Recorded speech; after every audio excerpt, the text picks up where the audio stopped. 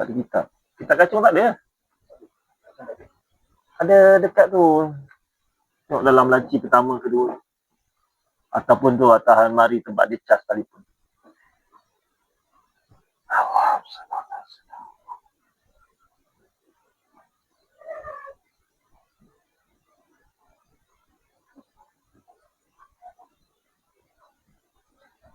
Ada?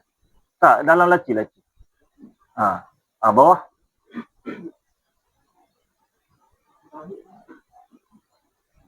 Tu lah. Kat tempat cas telefon. Terus kan dapat. Ambil yang. Itu bagi pejuang-pejuang.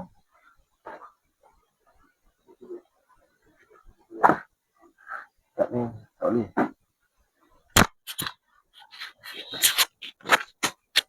Dah, on dah. Assalamualaikum warahmatullahi wabarakatuh. Alhamdulillahirabbil alamin wassalatu wassalamu ala asyrofil anbiya'i wal mursalin wa ala alihi wa sahbihi ajmain. Rabbi shrah li sadri wa yassir li amri wahlul 'uqdatam min lisani yafqahu qawli. Allahumma iftah 'alaina hikmataka wa anshur 'alaina min khaza'ini rahmatika ya arhamar rahim. Alhamdulillah, hari ini kita dapat sambung perjuangan kita untuk melepasi fardu ain. Dalam kitab yang kita nak lepas ni, kitab fiqh, yang mana wajib bagi setiap manusia yang berakal kan, untuk lepas dulu ilmu ni, lepas tu kena beramal lah. Banyak orang belajar je, dia ingat belajar dia lepas fardu ain. Belajar tak melepaskan fardu ain. Belajar tu adalah cara untuk kita melaksanakan fardu ain. Belajar-belajar habis dah settle masuk syurga kan. Tapi fardu ain pun ada 3. Fardu ain ni yang pertama, ilmu yang pertama tauhid. Tauhid jalan yang kita belajar sifat 20 lah. Kalau ada jalan lain, yang tu jalan lain lah. Kita pakai yang untuk melepaskan kita fardu ain kita bahagian tauhid, kita belajar sifat 20. Belajar sifat 20 pula, kita lalu pada jalan Abu Hasan Asy'ari dengan Abu Mansur Al-Maturidi. Kalau ada jalan yang lain, wallahu a'lam lah kan. Kita jalan yang tu, nak lepas tentang akidah. Tentang fiqh pula, fiqh ni dia bukan macam tauhid. Tauhid ni dia kita nak kenal yang mana Tuhan, yang mana bukan Tuhan. Yang mana sangkaan Tuhan, yang mana sangkaan bukan Tuhan. Yang mana kita bercampur-campur dalam dunia masyarakat ni. Fiqh pula, kita lalu pada 4 mazhab, kita ambil jalanan Imam Syafi'i. Yang mana dalam Imam Syafi'i ada beberapa imam lagi yang di bawah Imam Syafi'i, yang kita panggil Syafi'iyah. Maka Syafi'iyah ni banyak lagi imam-imam yang kadang-kadang kita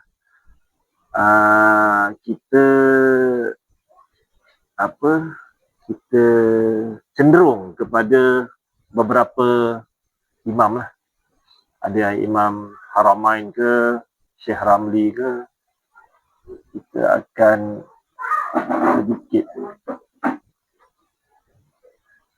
Kemudian bila kita dah ada mengenal dah Tuhan, kita tahu dah fiqhnya, kita dah tahu cara macam mana nak beramal dengan Tuhan yang kita dah kenal. Dia ada satu lagi tujuan utama yang terakhir, iaitu tasawuf. Yang mana kita nak kena selesaikan masalah kita, cakap besar, wujud, riak, takabur, semua sifat-sifat mazmumah yang kita rasa bila kalau benda tu jadi penyakit kat kita, kita rasa benda tu okey. Bila kita mengata orang, kita maki orang, bila kita mencarut, kita rasa biasa. Yang tu penyakit lah. Bila dah okey tu, tanda dia penyakit. Tanda. Kan Tok Guru pun ada kat maki lah, kau ingat. Tapi dia maki tu atas ilmu dia lah. Wallahualam lah.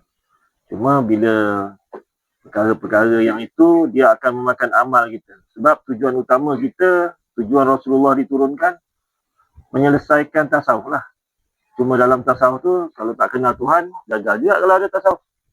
Kalau ada tasawuf, salah sembahyang, mandi wajib pun salah, haji pun salah, aurat pun tak tutup, masalah juga lah dekat Jadi semuanya fardu, wajib.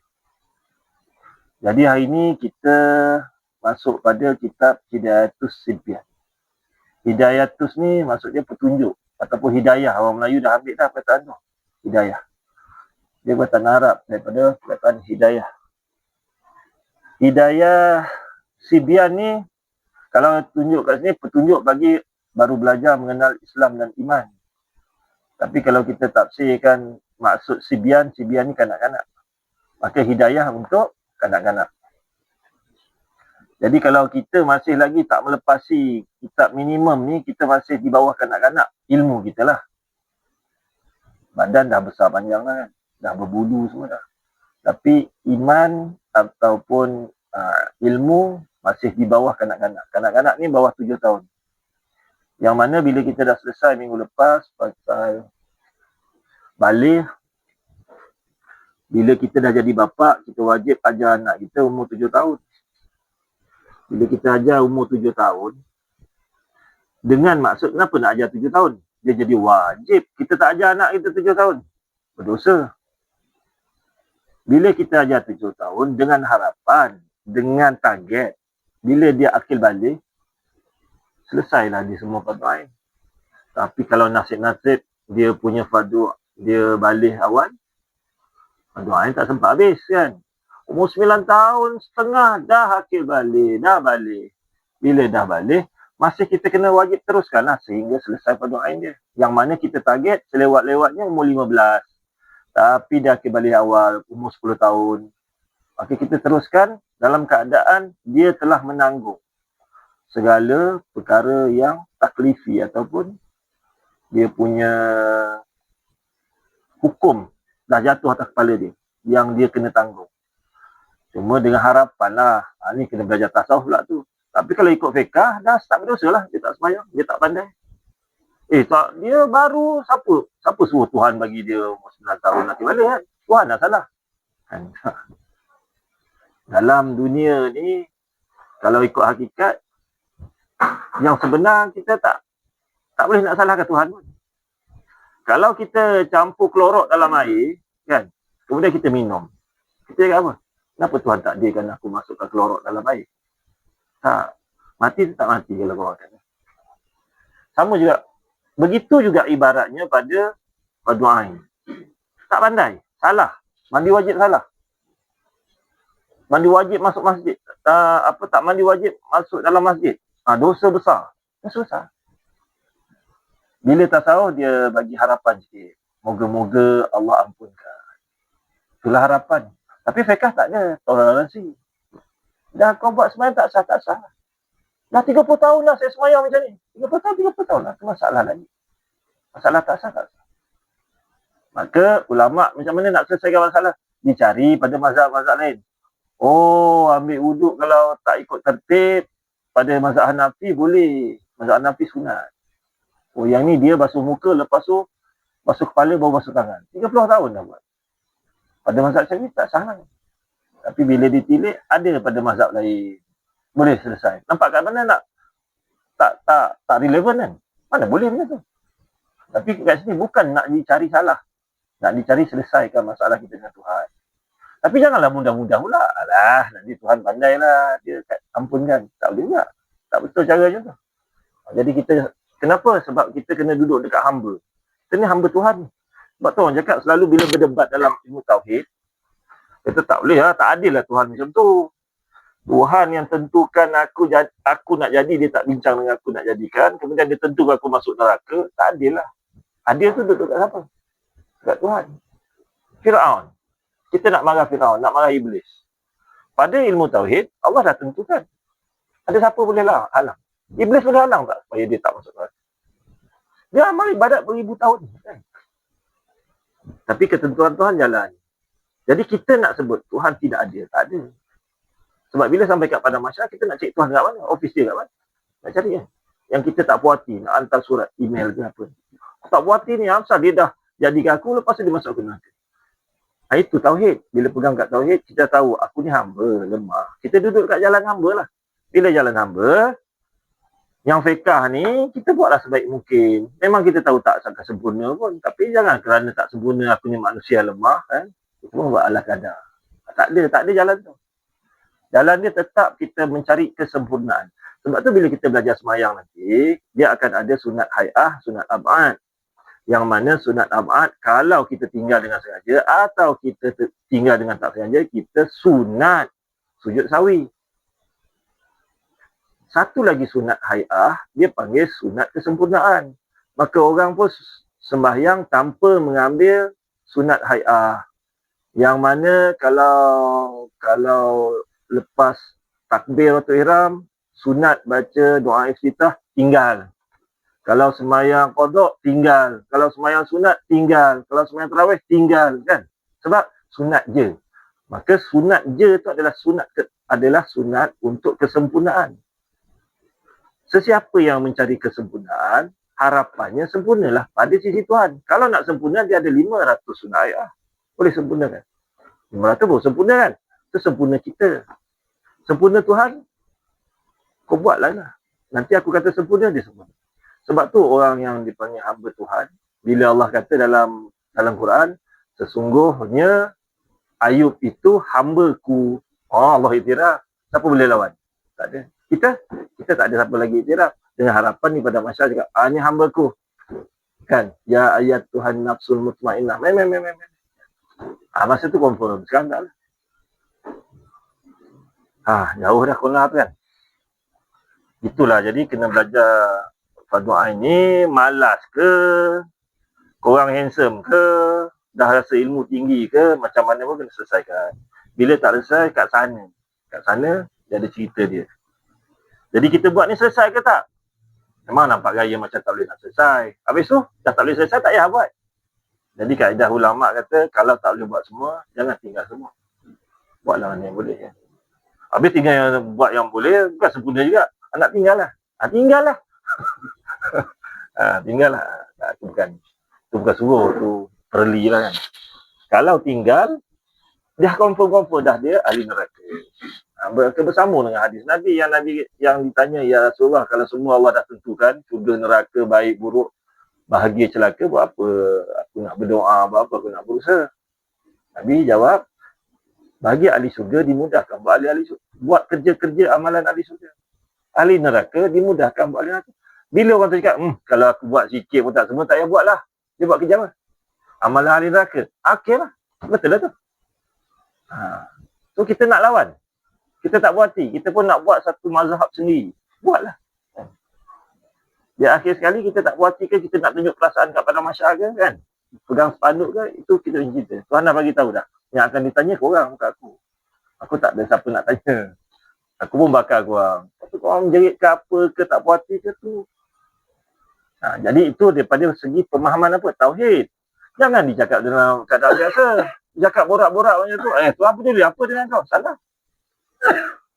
Adabnya tak boleh. Ada cakap, Tuhan adil. Tuhan mesti tunaikan janji. Tapi kat tauhid kat dalam, kita siapa nak cerita? Kita tu kat dalam. Jadi dia ada adab dia.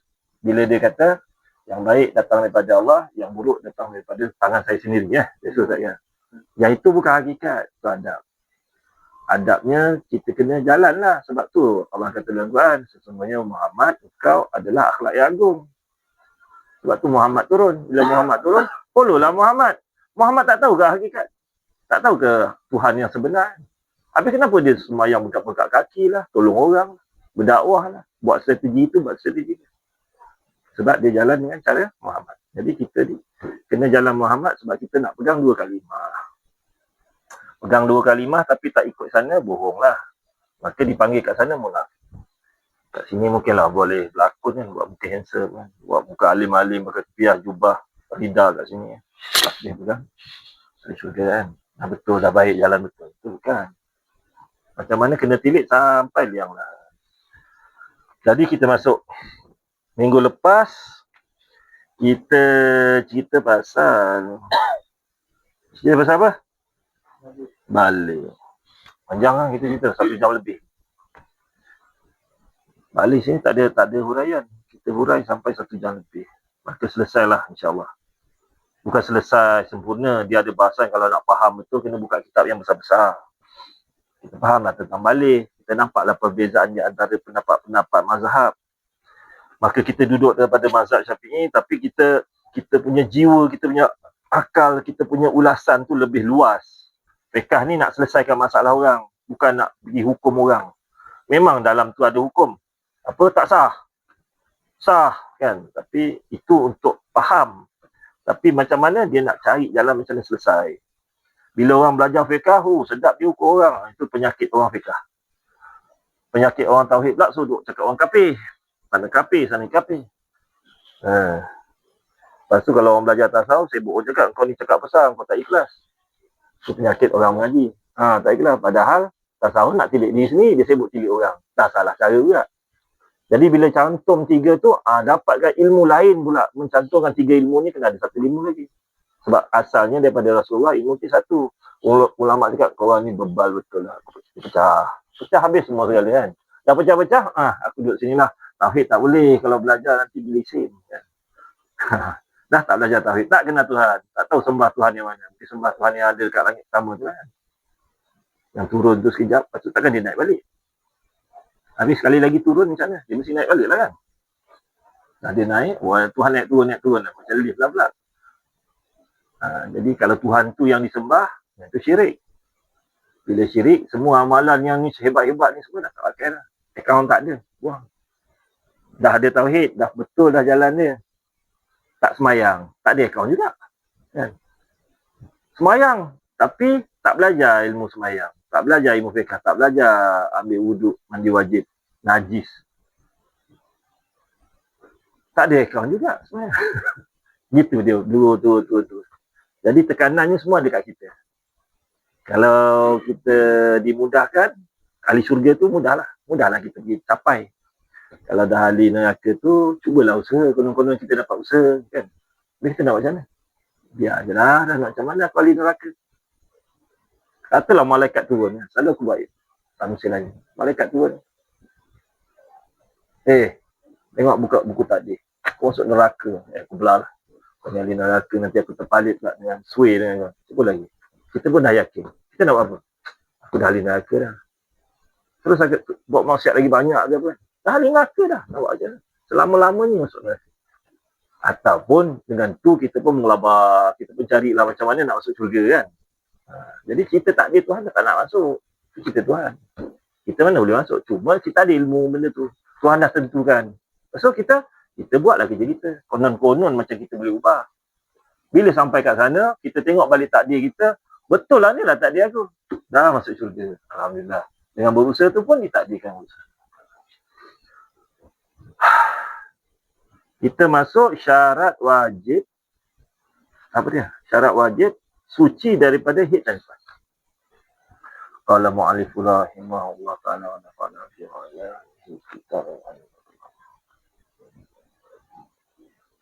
Syarat wajib sembahyang. Setiap kali masuk je satu, kita ulang balik. Tapi bila dah ulang sampai 5 kali syarat wajib, terror lah patutnya tak?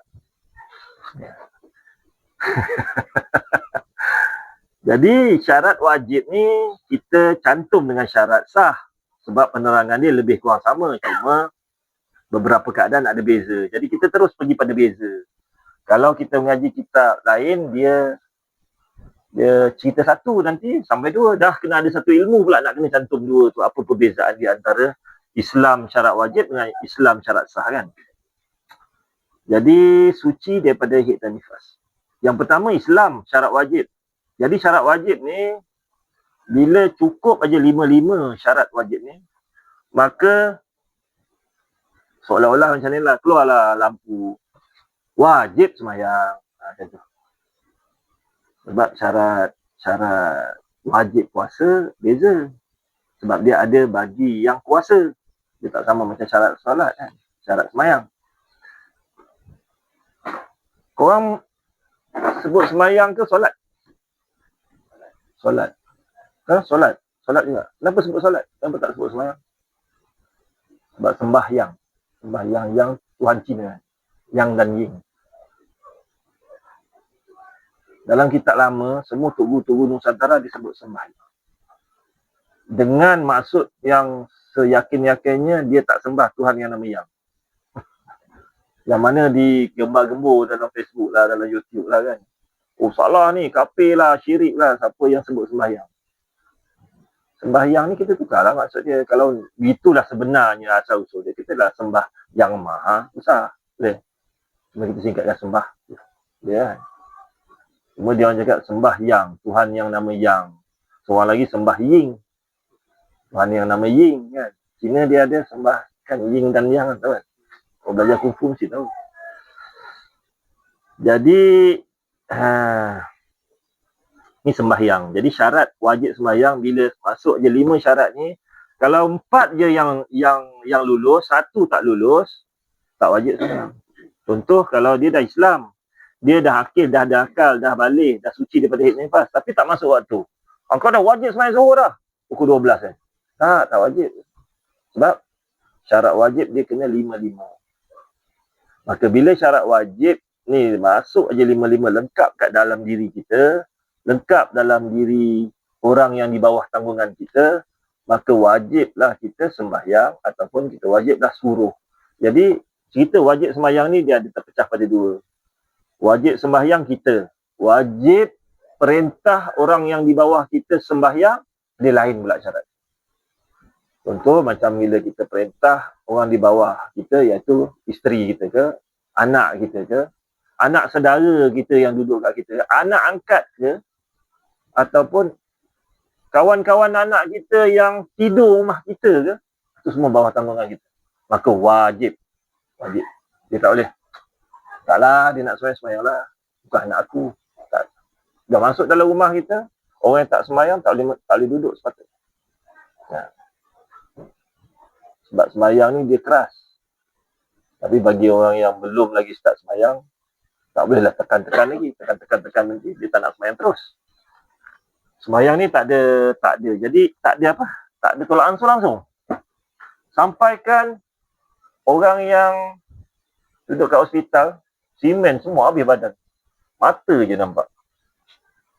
Bang, dah sembahyang dah? Macam mana aku nak sembahyang? Nak bergerak pun tak boleh. Cek syarat wajib. Islam. Akil, ada akal. Kau dah gila belum? Belum. Balik. Dah mimpi. Dah 10 tahun yang lepas. Okay. Suci daripada haid nifas. Laki mana dia haid nifas. Lepas tu dah masuk waktu ni. Wajib sembahyang. Itu syarat sah. Nak ambil sembahyang tak boleh. Kiblat tak tahu kat mana. Itu syarat sah. Dah mandatory. Tak ada. Tapi nak sembahyang sana. Wuduk tak boleh. Wuduk tak boleh nak sapu satu badan, tak boleh nak sapu. Ataupun tak ada orang nak tolong. Kiblat pun tak tahu kat mana. Sebelum aksiden ni, berjunuk pula tu kan. Ada hadas besar. Hui, komplit kau ni. Nak tayamum dekat hospital ni patutnya negara Islam ni adalah debu tayamum. Tak ada pula. Tapi wajib sembahyang. Sembahyang. Macam tu. Aku ambil maksimum lah ni. Sampai dah tak boleh gerak. Mata klip. Mata tak boleh kelip. Dengar, bang. Dengar tak? Ada. Hidup. Dah masuk waktu dah. Tak, waktu dah sakit ni. Mana boleh sembahyang? Tak. Syarat wajib kau dah sampai. Tu nak cerita tu. Jangan terkeliru. Syarat wajib.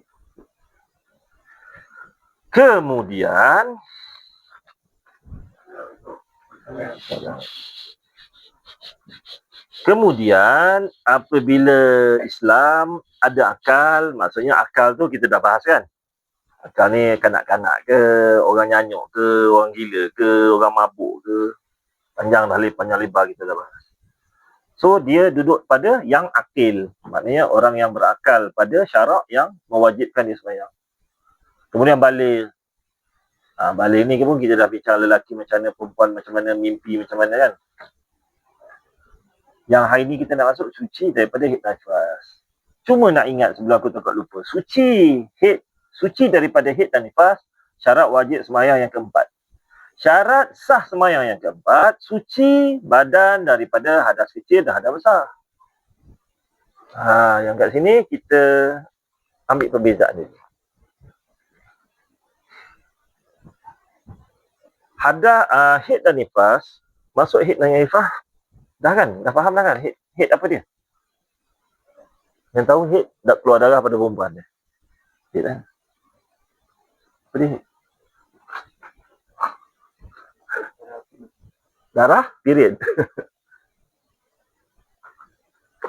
Apa je? Haid. Aku seorang yang cakap. Apa dia? Apa dia? Tak tahu lah. Berat.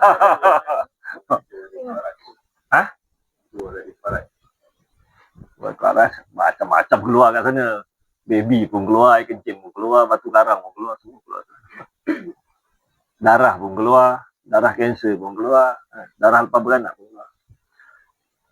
Haid ni adalah darah yang keluar bagi seorang perempuan. Yang keluar di pangkal rahim. Kita sebut faras pun, kalau faras dia accident kan, dia kan, habis kena potong, habis bukan haid lah, tak. Keluar pada pangkal rahim. Mana rahim dia sampai di mana paling hujung sekali yang wujud. Yang itu keluar dekat situ. Bukan keluar ikut air kencing, bukan keluar ikut dubur, bukan. Keluar darah yang panas dan agak berbau. Minimum dia. Yang keluar pada seorang perempuan minimum 9 tahun Qamariah. Itu lengkap kan? Boleh? Qamariah, berat. Kau tak datang Qamariah? Qamar tu bulan. Syamsiah tu matahari. Jadi kita ada 2 kalender. Satu kalender matahari ni lah, Januari, Februari dia ikut matahari. Kita pusing matahari. Matahari, kita pusing matahari. 1 bulan, 2 bulan, 3 bulan, sampailah lengkap pusingan tu dia panggil 365 hari kali berpusing tu dia panggil Syamsiah. Qamariah, ini bumi, kita ikut bulan pusing kita. Maka dia ada perbezaan lebih kurang 11 hari. Ada kan dalam grup kepada letak surah Kahfi kan? Tak baca? Gizi gila lah. Okey, jadi perbezaan di 11 hari berbeza dengan Syamsiah, kalender Syamsiah dengan kalender Qamariah. 11 hari. Jadi 9 tahun Qamariah dengan 9 tahun Syamsiah lebih berapa hari? Lebih 3 bulan lebih. 11 hari, 1 tahun. 9 tahun? Tapi dia ada lagi lebih-lebih sikit tu. Lebih kurang? Muharram, Safar. Last kali Syawal tahu kan? Syawal dengan Ramadan tu. Ramadan kita puasa. Jadi nak menentukan bulan tu dia tengok anak bulan. Kita tak tengok anak matahari kan. Anak matahari ni Syamsiah. Jadi 9 tahun Qamariah. Maknanya kalau ikut bulan, kalau nak pakai juga Januari, Februari, 8 tahun. Berapa bulan? Tak ingat. 8 tahun, tolak 3 bulan lebih kurang. 12 tolak 3. 9, lebih kurang 9, 8. Jadi ambil note. Kalau anak perempuan kita lahir, kita tengok berapa tarikh Islam tu. Jadi bila dia 9 tahun aja sampai, 15 tahun je umur dia sampai, tak keluar juga darah, dia automatik balik. Tapi kalau perempuan yang dapat macam tu terbaiklah, maknanya dia pencemaran tak ada. Tapi lelaki lah paling terbaik lah. Kalau dia boleh balik pada umur 15 Qamariah, kita jaga macam kepung apa tak tahu kan. Maka otak dia tak ada, dia membesar tak macam kita kan. Dia punya bayangan dahsyat kan, tengok tak. Tak payahlah orang tengok bini kita lah. Kan, makwa kita kan. Kita tengok member kita kawan. Kita tahu pada pandangan dia macam mana dia memandang. Sebagaimana kita pandang perempuan lah. Itu fitrah lelaki. Jadi bagaimana kita nak menjaga seorang anak lelaki yang itu rasanya hampir mustahil lah. Sekarang dengan TikTok lah dengan apa. Yang itulah sekarang budak-budak sekarang balik cepat. Sebab tercemar kan. 10 tahun paling-paling lewat dah. Tak adalah 15 tahun. 15 tahun dah rare. Okey. Tak mana sangkut? Yang itu haid. Suci daripada haid dan nifas. Okey. Nak cerita tadi, apa beza dia? Perbezaan syarat wajib suci daripada haid dan nifas dengan perbezaan syarat sah sembahyang yang nombor 3, suci badan daripada hadas kecil dan hadas besar. Suci daripada haid dan nifas iaitu kering. Ni kena belajar haid ni. Belajar haid ni lama ni. Masalahnya orang perempuan kita sendiri pun tak tahu ilmu haid dengan nifas. Dia main kata 7 hari 15 hari, 7 hari 15 hari. Bukan macam tu. Dia ada kaedah tamyiz, dia ada kaedah adat, dia ada kaedah suci. Dia panggil bantai semua 7 hari. 15 hari sebanyak-banyak haid 15 hari. Tidak semestinya dia boleh 15 hari walaupun betul pada asas dia. Dah belajar haid? Belajar haid dah? Tak belajar lagi? Belum ni. Haid ni, kalau ikut takrif haid. Sebab nak masuk haid ni nanti tak faham haid pula. Haid ni, sebanyak-banyak haid, berapa? 15 hari. Sekurang-kurang haid, 1 saat. Sekurang-kurang haid 7 hari. Habis 6 hari bukan haid. 1 saat tu dia keluar, 1 saat je, lepas tu hilang. Contohlah 1 saat. Dia kalau dah keluar, dia duduk situ lah sampai bila pun kalau tak bersihkan. Dia keluar, lepas tu dah tak keluar dah. Bersihkan dah tak keluar dah. Berapa ni? Seminit lah. Sesaat ni nak bagi faham hukum. Seminit ataupun 2 jam. Tu kira 1 lafzah dia panggil. 1 saat. Yang itu haid. Maka kalau dia berpuasa, batal puasa dia. Kena faham tu haid. Kadang-kadang dia cakap, ada keluar sikit. Tapi bukan haid kot. Haid dia apa? Warnanya kemerah-merahan, agak kehitam-hitaman. Tapi dia ada berbagai warna. Dia ada 5 versi. Pada mazhab Syafi'i dia ada 5. Warna keruh ada, warna kuning ada, warna hitam ada, warna merah ada, merah pekat ada. So semua tu kalau keluar pada pangkal rahim tu kita panggil haid. 1 saat je panggil haid. Maka kalau dia berpuasa batal. Sebanyak-banyak haid 15 hari. 15 hari ni adalah 24 jam. Jadi kalau dia panggil macam ni, 1 saat tadi haid. Tetapi syarat haid adalah 24 jam.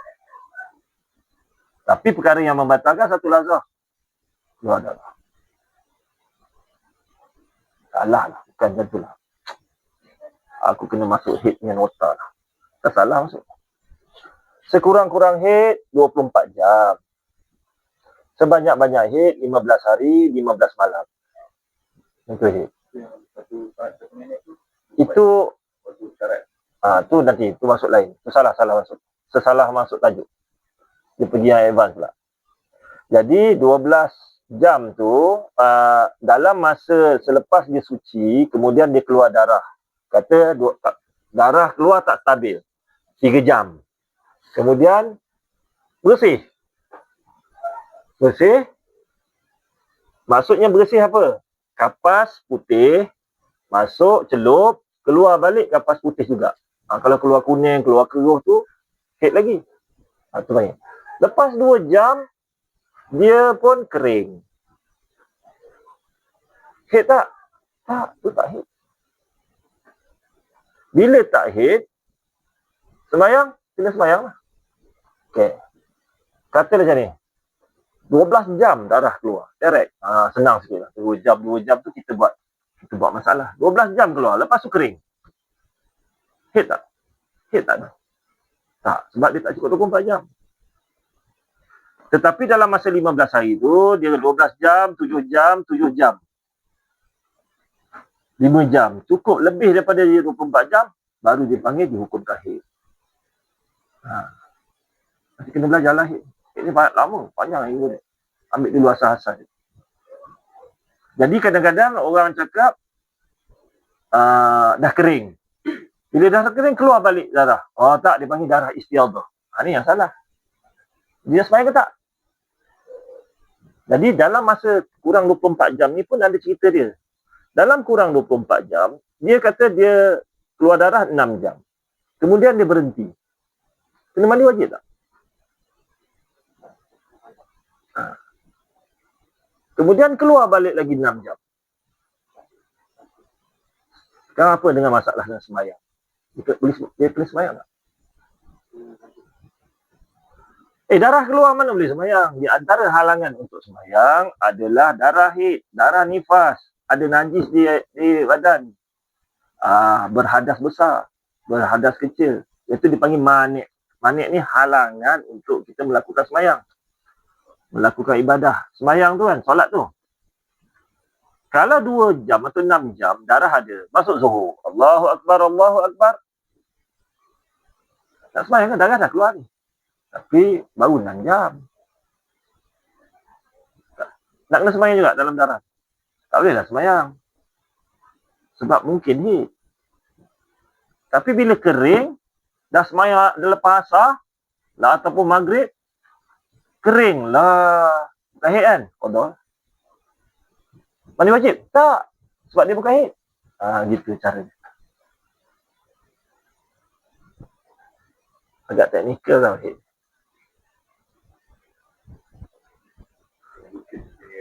Alah, beli lah kitab dia belajar kan.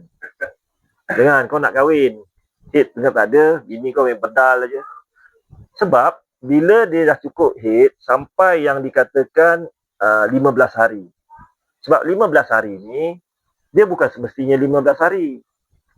Bila dia masuk pada syarat tamyiz, maksud yang membezakan. Darah hit dikira mengikut kepekatan pada 5 situasi. Dia bau, rasa, dengan warna.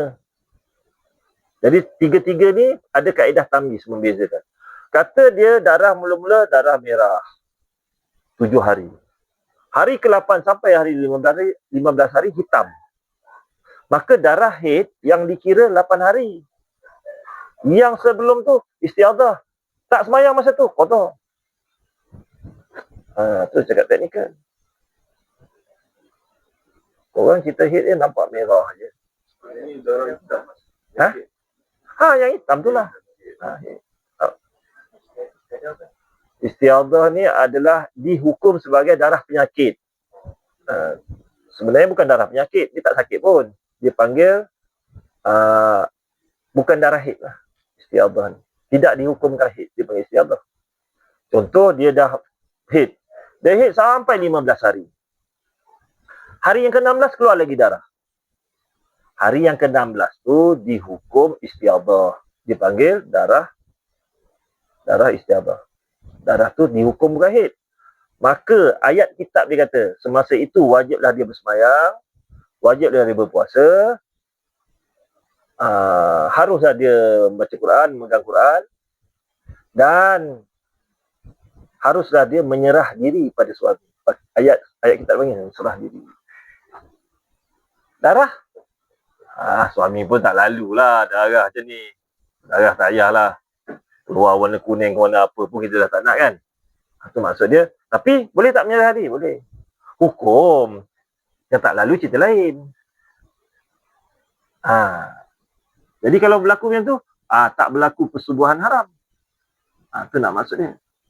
Kenalah suami jadi kemaruk gila kan. Jalan jugalah, on jugalah. Tapi tak berdosa dah lah. Tu kena belajar lah.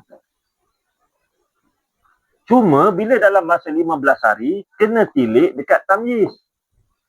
Masuk hari ke-16, tiba-tiba kena tilik. Darah tu sama tak? Kalau darah sama, on. Hari yang ke-16, hit. Tapi kalau darah tu berubah color, 3 kali berubah.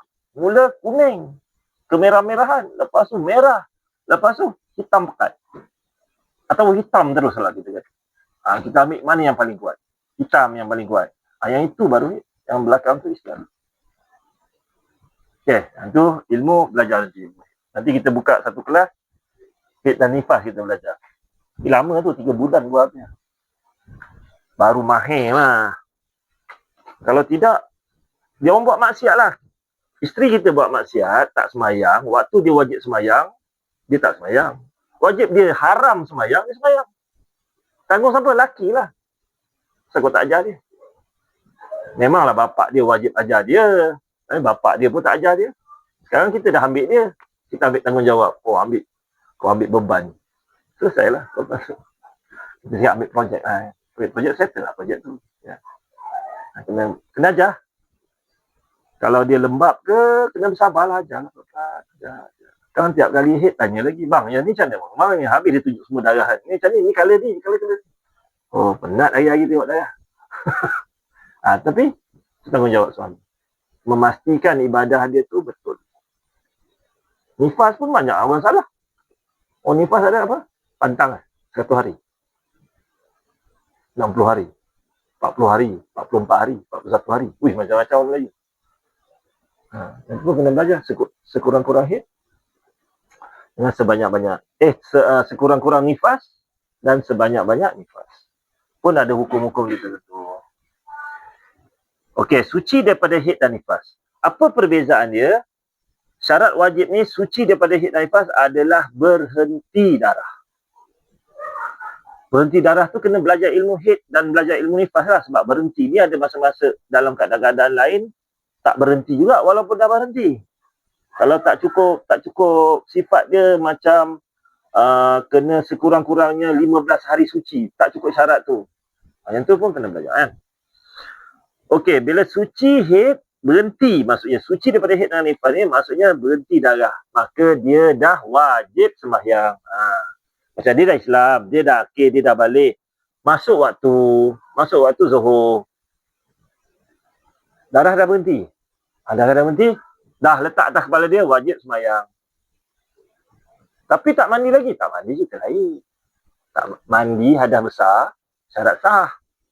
Kalau tak mandi hadas besar, tak sah. Tapi yang sekarang ni, wajib tak? Mana wajib? Sekarang tengah darah keluar lagi. Tengah hid lagi. Dah dihukum hid. Tak wajib asal. Habis yang 4 sama waktu, dah masuk waktu dah. Dah Islam, dah akhir, dah balik. Itu syarat wajib. Tapi tak cukup satu. Tak wajib sembahyang kat dia. Sembahyang juga. Tak boleh. Kita mana boleh paksa dia. Perintah dia sembahyang. Tapi bila dia dah kering, cukuplah 5 syarat ni. Tapi saya tak mandi lagi. Banyak orang buat. Perhati. Dia dah kering kan. Tak sembahyang ke? Tak mandi lagi. Tak mandi, itu syarat sah. So dia tarik daripada Zuhur ke Asar. Asar ke Maghrib. Wah, ini nak skip kan. Macam biasa kita kalau pergi naik bas, balik kampung, sampai waktu subuh, driver bas berhenti kan. Yang pergi sembahyang 2-3 orang je. Yang lelaki duduk dalam tu, yang perempuan semua tak pergi sembahyang. Tapi perempuan tak pergi sembahyang, kita katalah semua hit. Satu bas ketul ni semua hit. Okeylah. Yang lelaki ni tak sembahyang sebab apa? Gila. Boleh jadilah, tapi elok handsome punya, isap vape okey. Gila tak isap vape Isap juga vape. Jadi ini syarat wajib. So jangan keliru kat situ. Syarat nombor 3 ni pula, syarat sah sembahyang, suci badan daripada hadas kecil. Maknanya dia rangkum dulu. Hadas kecil ni kalau macam mana boleh jadi hadas kecil? Kecil ni yang lain tak ada. Macam mana boleh jadi hadas kecil? Boleh belajar ke?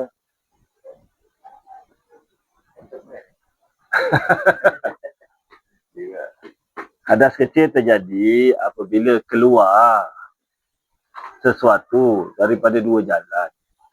Kubul dan dubur. Kau jangan tambah. Hid nifas pula masuk.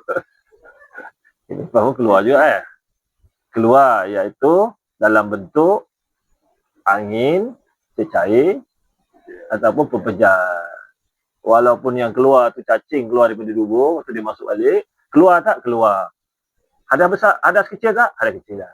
Itu kan, kita bahas kan. Itulah berlakunya hadas kecil. Bagaimana nak mengangkat hadas kecil?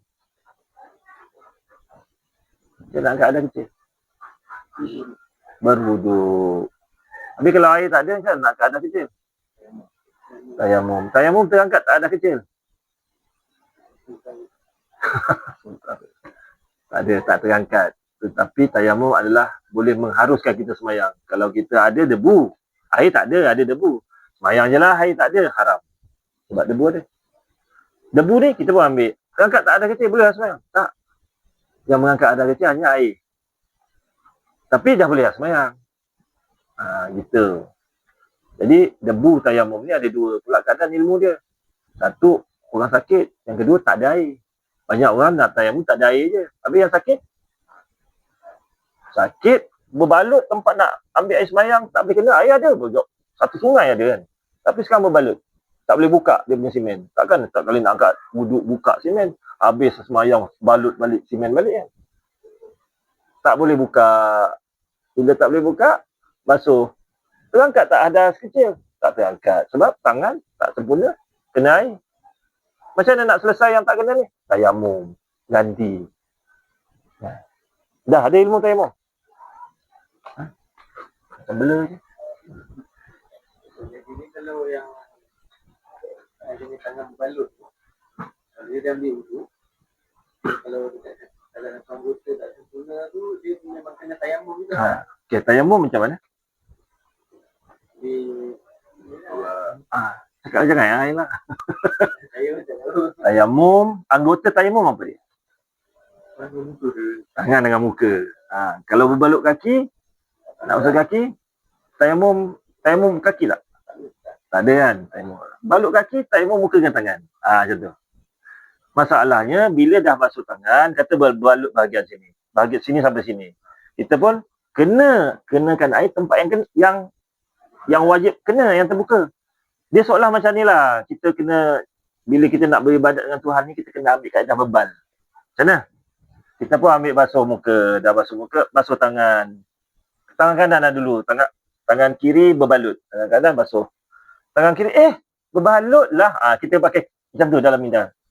Tapi, basuh dululah mana yang kena. Mana kot tahu yang tertanggal benda ni boleh pula basuh. Tak tertanggal juga. Kena tayamum. Maka tayamum macam mana? Kena debu. Kena lap lah dulu muka. Nanti habis debu melekat situ kan. Lap. Kita pun ambil muka. Tangan pun tayamum. Tayamum sampai sini je lah. Sini tak boleh kena.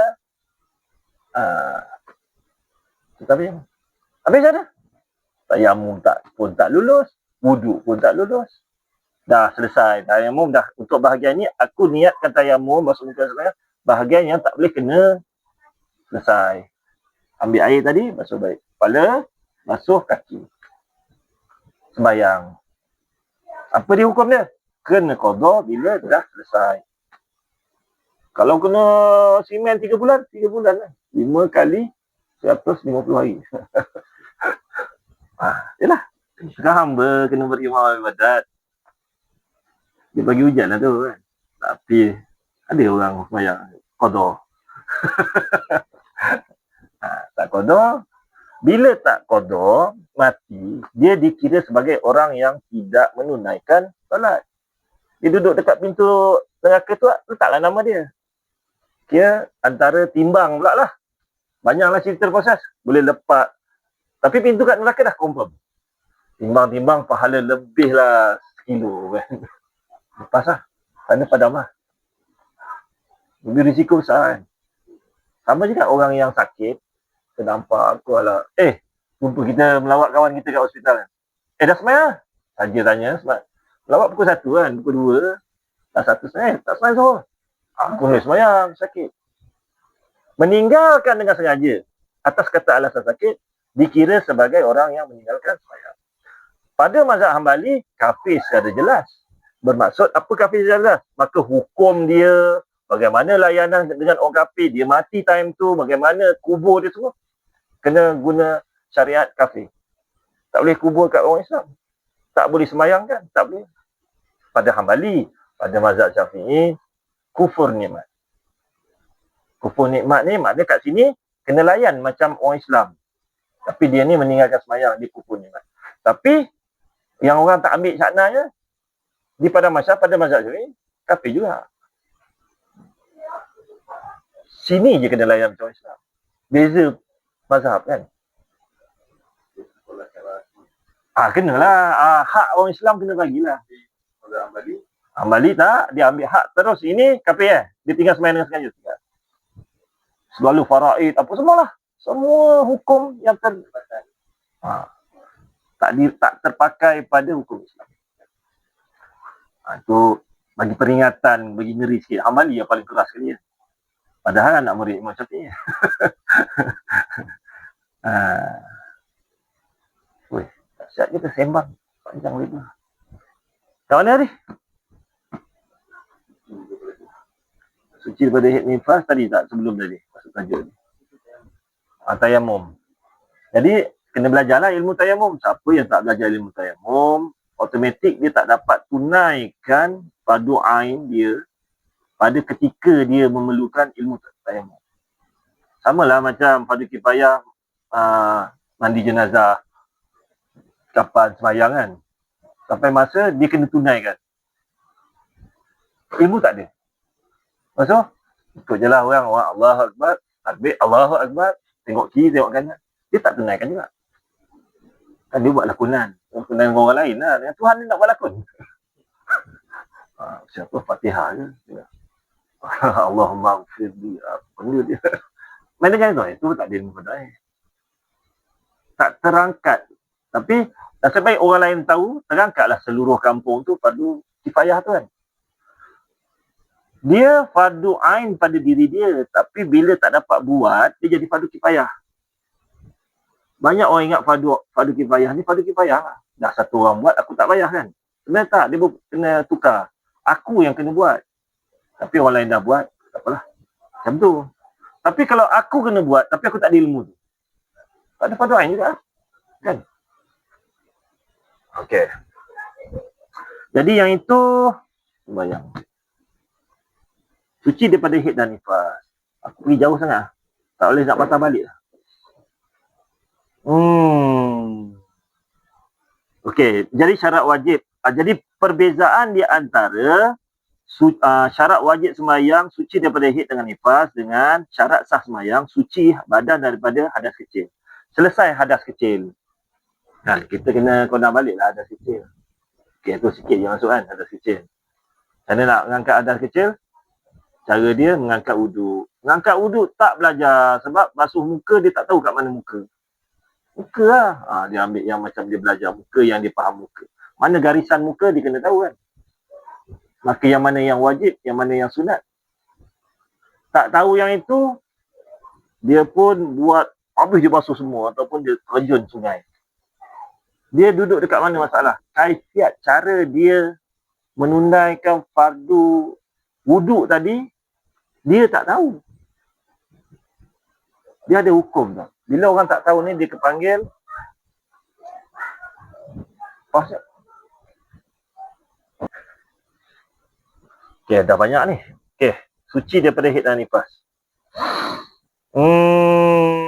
Jadi yang itu tadi hadas kecil, maka terangkat hadas kecil. Hadas kecil ni kita umpamakan, nak faham, bila kita basuh muka, air yang terkena kawasan muka yang wajib kena tu seolah-olah hadas kecil tadi yang kat muka masuk ke air. Maka air tadi, basuhan pertama jadi air mustakmal.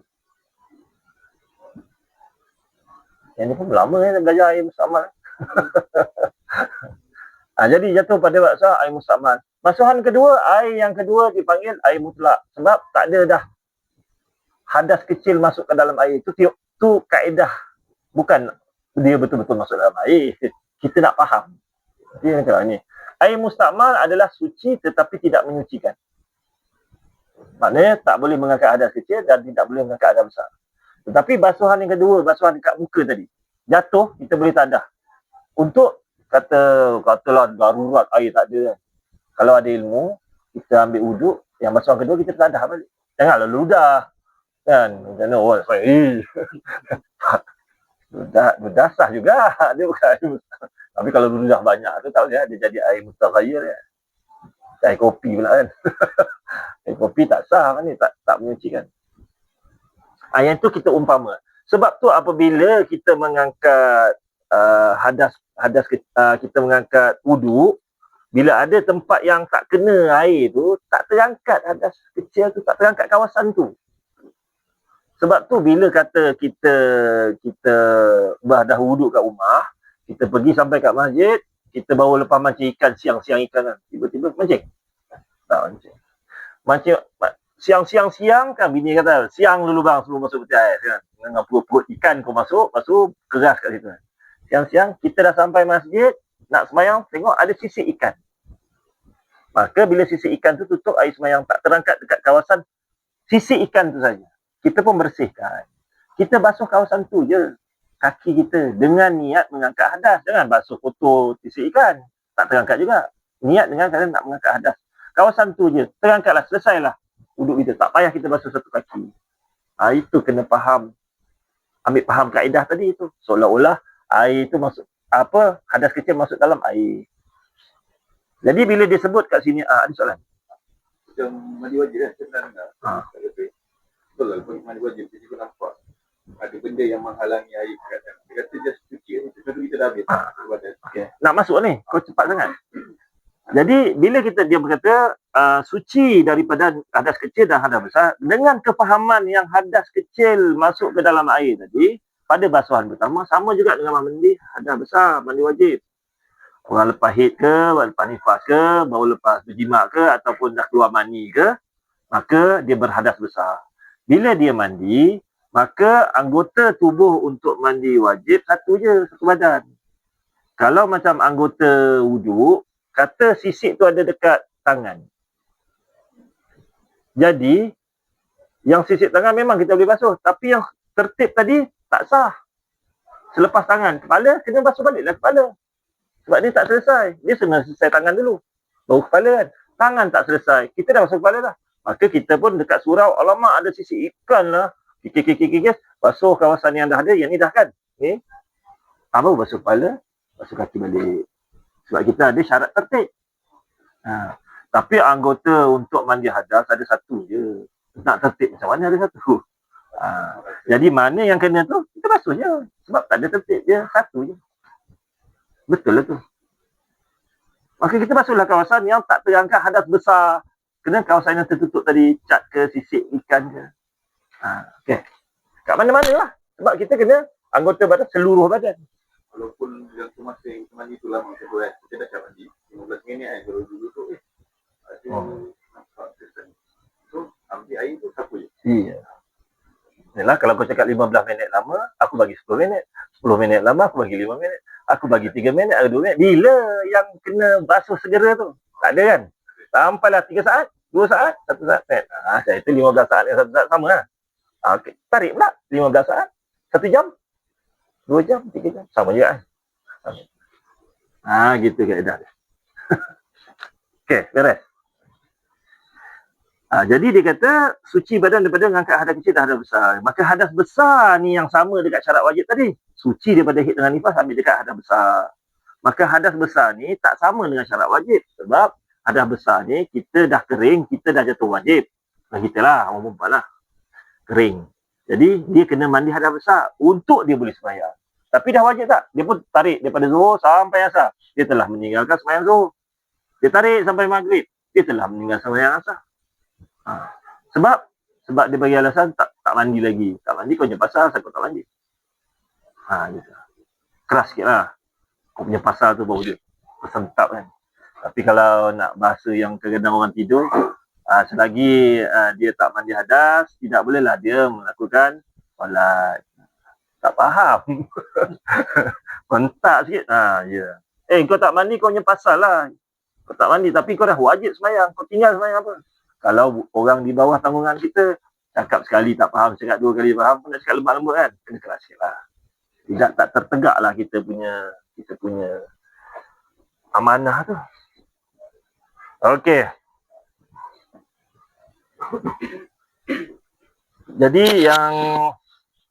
Jadi orang yang tak wajib semayang ni ada 7 golongan, iaitu yang pertama orang kafir, orang yang kedua orang gila, yang ketiga orang mabuk, yang keempat orang koma, yang kelima kanak-kanak, yang keenam orang haid, yang ketujuh orang nifas.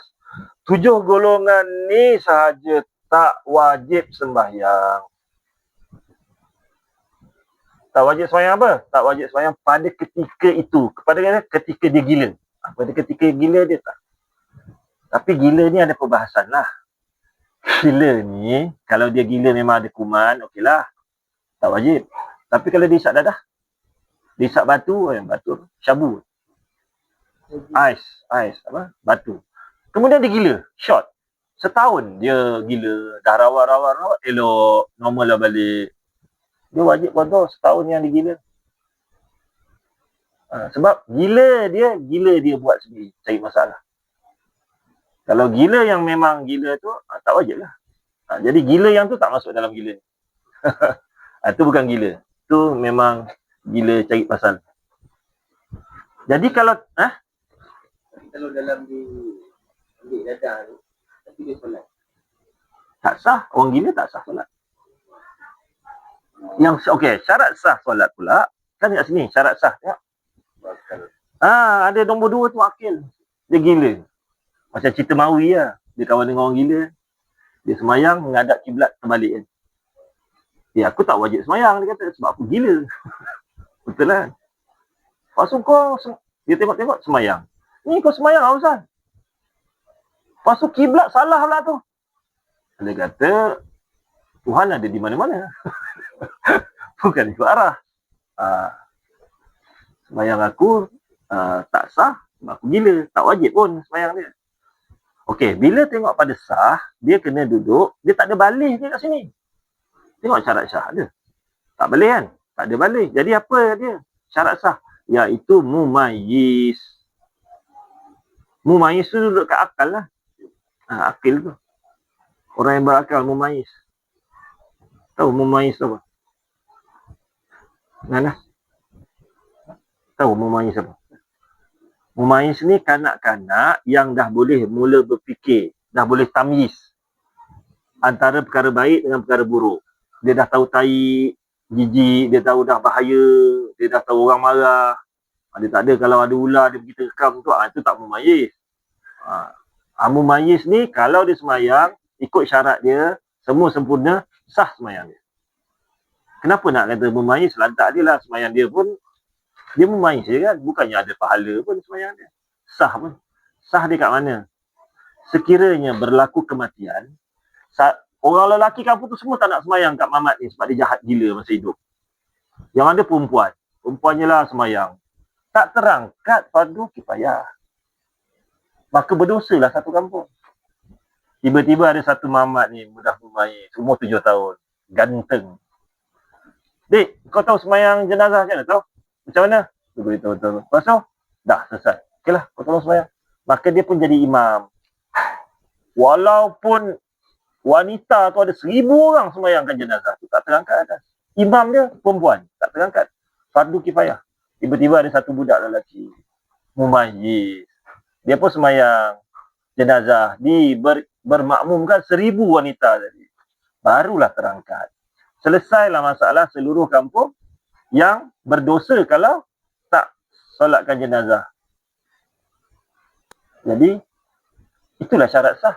Kena ada, sebab tu hukum tu letak dekat mumayyiz. Kalau tak terangkat, fardu kifayah macam mana? Nasib baik ada mumayyiz. Jadi kalau dah terdesak dekat mumayyiz, ada budak umur 8 tahun suara sedap. Dia sebenarnya bukan sepatutnya suara sedap. Dia tahu semayang, suara tak sedap tak apa. Tahu semayang jadi imam. Yang pakcik-pakcik ni, otai-otai ni semua bebal, tak erti semayang, tak belajar. Maka dia pun jadi imam. Berimam ke satu kampung, sahlah semayang syak tu tentu. Sebab tu syarat sah tu kena tahu, iaitu mumayyiz, iaitu dekat akil tadi. Dia bukan balik. Balik baru sah semayang. Tak syarat sah. Sama tak puasa. So siapa yang dapat pahala? Mak bapak dia. Masuk akaun mak bapak dia. Dosa. Dia tak ada dosa, tak ada catatan dosa. Dosa buat, malaikat tulis tak boleh nak pergi kat mana, tak ada akaun. Tapi kalau mak bapak dia tahu dia buat dosa, pergi mencuri apa kan, dia biar, budak ni belum balik, masuklah akaun mak bapak dia. Kan? Tak apa, ni apa tokong Cina ambil je limau dia kan, macam biasa je. Yang tu mak bapak pula tahu, kau ambil mana limau ni kat tok pekong tu, bapak dia pun gelak. Dia mencuri kan, siapa dia belum balik, bapak dah dapat akaun, tak halang, tak larang. Okey, sikit-sikit lah, last. Kewajipan mak bapak tadi, dia maksudnya dia wajib perintah solat. Jadi wajib solat dengan ibu bapa punya perintah solat berbeza. Dia macam ni. Mak bapak wajib perintah anak-anak dia atau orang di bawah tanggungjawab dia sembahyang pada umur dia 7 tahun. 7 tahun ni apa? 7 tahun Qamariah. Anda tahulah tarikh lahir dia. Tak, sampai 7 tahun wajib dah suruh dia sembahyang. Habis dia tak nak sembahyang? Habis dia tak tahu sembahyang? Itu dia yang wajib penjaga. Dia pun, ya malah lah ya. Dah habislah, kau dah perintah dah. Jadi, bila Nabi kata wajib perintah anak-anak yang umur bermula 7 tahun, maka wajiblah suruh dia semayang, puasa. Haji tak boleh lah kan. Haji tengoklah kalau dia nak pergi haji, kena ajar dia. Maka wajib juga ajar dia semayang. Ni mak bapak ni satu hal dia. Suruh semayang. Semayang. Semayang dia tak ajar. Dia suruh semayang. Budak tu pun tengok sebelah Allah. Sebab tengok orang tu. Wajib dia ajar semayang. Kemudian dia semayang main-main, kejap bergerak-gerak. Ni tak sah semayang. Itu cerita lain. Jangan bercampur dua tukar. Sehinggalah 10 tahun, Nabi kata pukul lah. Pukul pun ada syarat pukul lah. Itu dah selesai. Minggu lepas kan.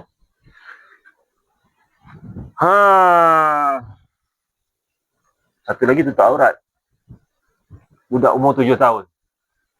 Kalau dalam golongan orang-orang yang amal ibadah. Anak siapa ni? Umur 8 tahun. Comelnya. Asal tak tutup? Tak pakai tudung ni? Dia bising. Dalam keluarga yang beragama, dia akan bising. Sebab apa? Mak bapak dia ni kena nasihat ni. Kalau aku tak nasihat, aku yang dosa ni. Nasihat bapak. Budak ni biarlah. Nak pakai tudung pakai tudung. Sebab dia tak wajib. Tak wajib dia tak aurat dia. Dia tak tutup aurat pun tak berdosa kat dia. Dia tengah pakai tudung balik sekolah. Jalan dekat luar tu nak masuk rumah. Amboi. Kita nampak. Amboi nak buka tudung masuklah rumah. Aurat orang nampak. Sebab apa? Kita wajib ajar dia. Jadi bila keluar pergi hari raya. Sampai kampung. Buka. Pergi. Alah belum balik. Belum balik dia. Mak bapak dia. Ni nak hari raya ni. Jadi jaga. Anak umur apa? 13. Lelaki? Nanti tu macam cerita kat kau je. Darjah 3 dah 9 tahun dah. Ya Ustaz. Apa dia? Kata Ustaz lah. Kadang kalau ada yang bawa anak perempuan tu kan bukan lelaki tu perempuan yang batal. Kalau anak kecil, adakah Tak. Yang batal tu nanti kita masuk. Kita pun dah lepas lah tu. Yang perkara yang membatalkan sembahyang dah masuk kan. Kanak-kanak umur berapa tahun. Tak batal. Yang batal bila dia dah balik. Aku kena tanya dah balik tak? Dah habis sembahyang tak? Jangan tengok. Balik kita tengoklah kalau dah semua dalam 13 dah boleh disyaki balik kan. Tapi 13 tak mak bapak bangang sangat bawa sembahyang masuk saf kan. Tapi mungkin ada lah kan. Tapi kalau ada, kena tilik dia balik ke tak. Kalau kita rasa macam, dia ni balik ni, sembahyanglah balik, ambil lah wuduk. Kecil tu tak balik lah. Kalau umur 7-8 tahun tu kan, duduk kecil, kedip-kedip langgar kita. Tak batal. Lepas tu apa yang wajib belajar ajar dekat anak ni selain daripada ajar sembahyang? Kena ajar semua fardu ain lah. Wajib lah. Standby dia start bermula umur 7 tahun. Bila dia balik je, dengan harapan 15 tahun lah. Maka 15 tahun, dia balik aja complete. Patutnya jam tu. Kan? Tapi kita pun mak bapak tak ajar sampai level fardu ain kan. Kita kena sedar lah balik. Kena ajar anak tu, dia dah balik aja. Tapi kalau dia balik awal, nak macam mana dah rezeki kan. Cepatlah kau dapat menantu.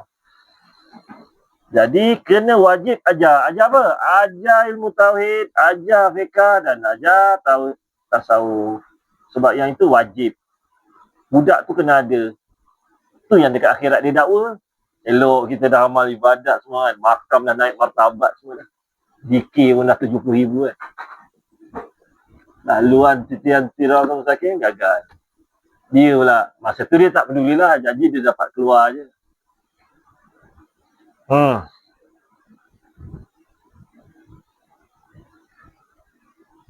Okay. Yang terakhir, kait dengan nifas ni, kalau isteri kita lah, anak perempuan kita, bila dia kerja, tempat kerja tak ada tempat, bila dia kering haid, patutnya dia pergi mandi lah.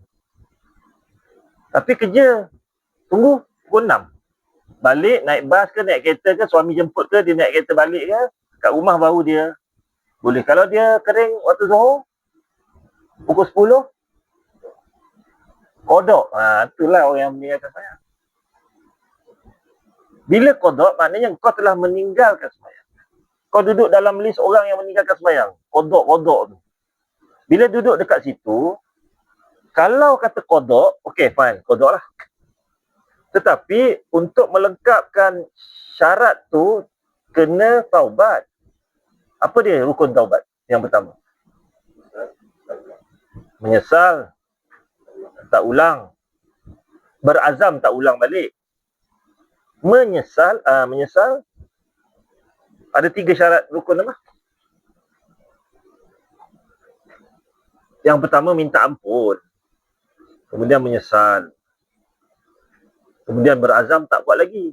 Sekarang orang yang qada tadi, isteri kita ke, adik perempuan kita ke, anak kita ke, habis saja dia balik tu baru dia mandi, dia pun qada.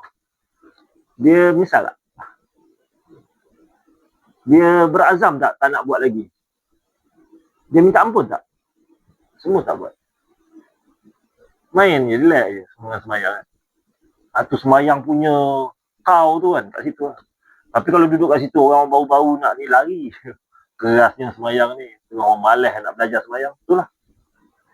Itulah serba sedikit, maka bila kita, macam kita jugalah, bila kita tinggal semayang, kita pun qada. Taubat tak? Minta ampun tak? Kerana kita meninggalkan semayang dengan sengaja tadi. Kemudian kita menyesal tak? Aduh, kenapalah aku tinggal. Ada tak? Ke? Yang biasanya. Kalau tak lengkap rukun taubat tadi, itulah. Dia duduk kawan awam kan? Okey lah. Wallahualam. Kita tutup